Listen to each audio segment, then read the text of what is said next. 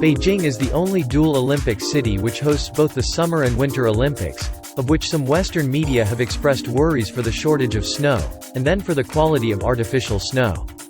Foreign athletes, however, expressed their satisfaction with all preparations including the artificial snow venues.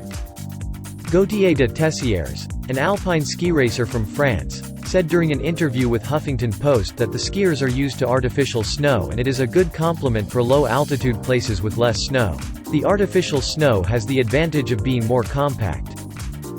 I mean, everything is perfect, and it's all artificial snow. And I think the pros, they really like it because it's aggressive.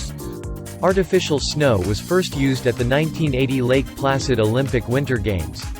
Around 90% of snow used at the alpine skiing venue for the Pyeongchang 2018 Winter Olympics was artificial, while man-made snow was also a feature of Vancouver 2010 and Sochi 2014.